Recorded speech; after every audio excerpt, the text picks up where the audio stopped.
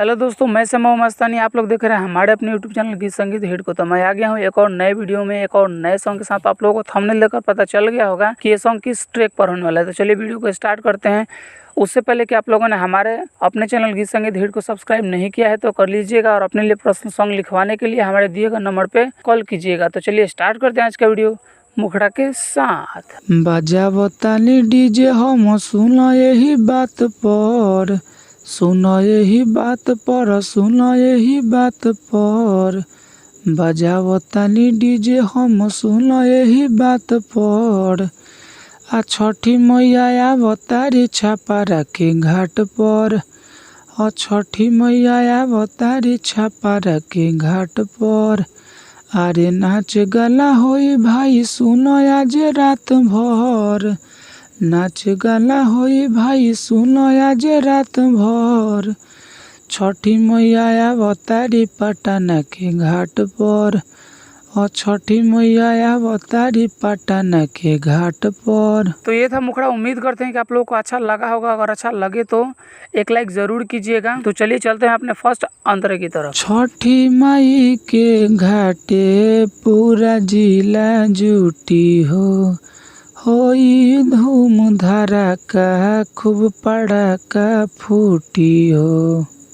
अरे छठी माई के घाटे पूरा जिला जुटी हो, होई धूम धड़ाका खूब पड़ाका फूटी हो। देखे खातिर भीड़ लागी हाजीपुर हाट पर, देखे खातिर भीड़ लागी हाजीपुर हाट पर। आ छठी मैया अवतारी छापारा के घाट पर, और छठी मैया अवतारी पटना के घाट पर।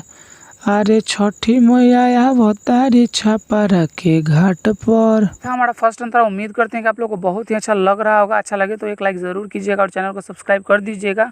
और अगला सॉन्ग किस ट्रैक पर चाहिए कमेंट करके बताइएगा। तो चलिए अब चलते हैं अपने दूसरे अंतरे की तरफ। लिखेले गीतिया राउर श्याम बाबू मस्तानी हो, कृपा बलाई माई रौरायावत बानी हो। लिखेले गीतिया राउर श्याम बाबू मस्तानी हो, कृपा बलाई माई रौरायावत बानी हो। बने वाला के माई रखो अवकात पर, बने वाला के माई रखो अवकात पर। आ छठी मैया अवतारी छापारा के घाट पर, और छठी मैया अवतारी छापारा के घाट पर।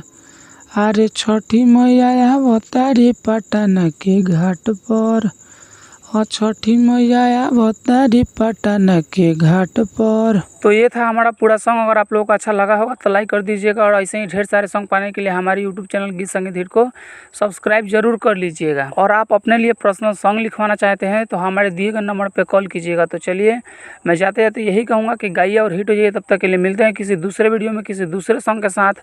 तब तक के लिए नमस्कार।